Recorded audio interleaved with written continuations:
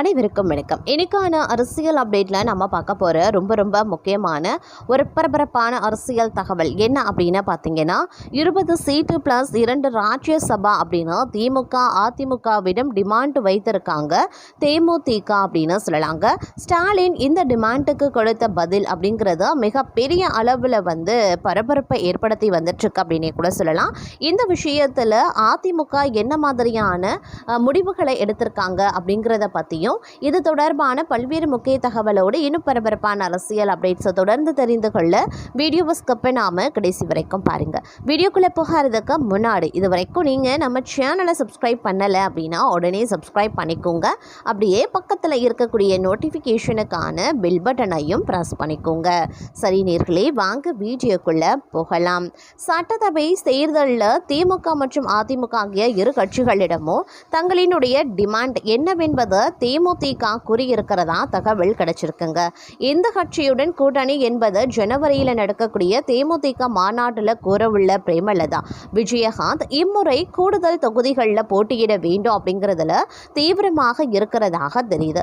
சட்டசபை தேர்தலுக்கு இன்னும் 5 மாதங்கள் மட்டுமே இருக்கக்கூடிய நிலையில் அனைத்து கட்சிகளும் தேர்தல் பணிகளை முடுக்கிவிட்டிருக்காங்க. அதே போல சிறிய கட்சிகளை தங்களின் கூட்டணிக்குள்ள கொண்டு வர வேண்டும் அப்படிங்கிறதுல இரு பெரிய கட்சிகளும் தீவிரமாக இருக்காங்க. அந்த வகையில் தேமுதிக எந்த கட்சியுடன் கூட்டணி அமைக்கும் என்பதே எதிர்பார்ப்பாக இருக்கிறது.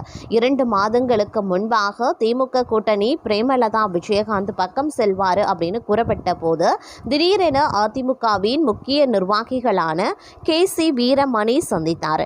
அதன் பின் தேமுதிகவின் 3ஆம் கட்ட சுற்றுப்பயணம் மதுரையில் தொடங்கிய போது அதிமுகவின் முக்கிய நிர்வாகிகளில் ஒருவரான RP உதயகுமார் பிரேமலதாவை நேரில் சென்று சந்தித்துவிட்டு வந்தார். தேமுதிகவை பொறுத்த வரைக்கும் வாக்கு சதவிகிதம் குறைவு என்றாலும் அந்த கட்சி போட்டியிடும் தொகுதிகளில் பூத் கமிட்டியை சரியாக செய்து முடிக்கும் அனுபவமும் இருக்கிறது.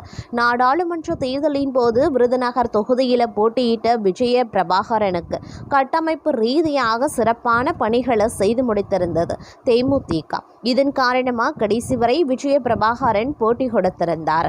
தற்போது விஜய் களத்திற்கு வந்திருக்கிறதுனால ஒவ்வொரு தொகுதிகளையும் குறைந்த வாக்கு வித்தியாசத்தில் வெற்றி தோல்வி முடிவாகும் அப்படின்னு கருதப்படுது. இதனால எந்த சிறிய கட்சியின் ஆதரவையும் திமுக மற்றும் அதிமுக இழக்க தயாராக இல்லை. அதிமுக தரப்புல முன்னாள் அமைச்சர்கள் நேரில் செல்கிறார்கள் என்றால் மறுபக்கம் KN நேரு தன்னுடைய ரூட்ல பேசி வருவதாக கூறப்படுது. இதனிடையே அதிமுகவிடம் பிரேமலதா விஜயகாந்த் தனது டிமாண்டை கூறியிருக்காராம். அதன்படி 20 தொகுதிகள் மற்றும் 2 ராஜ்யசபா சீட் கொடுக்க வேண்டும் அப்படின்னு தெரிவித்திருக்காரு. இதனால் எடப்பாடி பழனிசாமி கொஞ்சம் ஆடி போயிருக்கிறாராம். ஏன்னா பாஜக மற்றும் பாமக ஆகிய கட்சிகளுக்கு அதிக தொகுதிகள் கொடுக்க வேண்டிய சூழல் உருவாகும். தற்போது தேமுதிகவுக்கு அதிக தொகுதிகள் கொடுத்தா சரியாக இருக்காது அப்படின்னு எடப்பாடி பழனிசாமி கருதியிருக்காரு.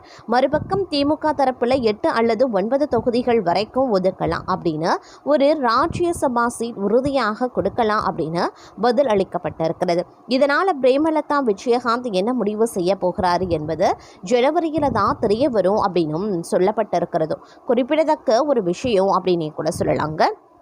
தற்போது பார்த்திங்கன்னா இது குறித்து பல்வேறு விஷயங்கள் அடுக்கடுக்காக வெளிவந்திருக்கக்கூடிய பட்சத்தில் மற்றொரு தகவலாக பார்த்தோம் அப்படின்னா, தமிழகத்தில் 2026 சட்டமன்ற தேர்தல் நெருங்க தேர்தல் களமும் நாளுக்கு நாள் சூடுபிடித்து கொண்டே வந்துட்டுருக்கே அப்படின்னே கூட சொல்லலாம். என்னதான் கூட்டணி பலமாக இருந்தாலும் மாற்றுக் கட்சியினரை தங்களுடைய கட்சியில் இணைக்கக்கூடிய பணியில் அனைத்து கட்சியினரும் தீவிரம் காட்டி வரத்தான் செய்கிறாங்க. அதிலும் குறிப்பாக திமுக ஓரணியில் தமிழ்நாடு என்ற உறுப்பினர் சேர்க்கையில் மாற்று கட்சியினரை தங்கள் கட்சியில் இணைக்கக்கூடிய பணியை தீவிரப்படுத்தி இருக்கிறது அப்படின்னு தான் சொல்லணும். கடந்த சில நாட்களாகவே தொடர்ந்து முக்கிய நிர்வாகிகள் பலரும் திமுகவில் இணைந்த வண்ணமே இருக்காங்க. இந்த நிலையில் தமிழ்நாட்டில் 2026 சட்டமன்ற தேர்தல் பார்த்தீங்கன்னா நெருங்குறதுனால அரசியல் கட்சிகள் கூட்டணி பேச்சுவார்த்தை மற்றும் தேர்தல் பிரச்சாரங்களில் தீவிரம் காட்டி வர பலர் கட்சி விட்டு கட்சி மாறும் வேலையில் ஈடுபட்டு வராங்க.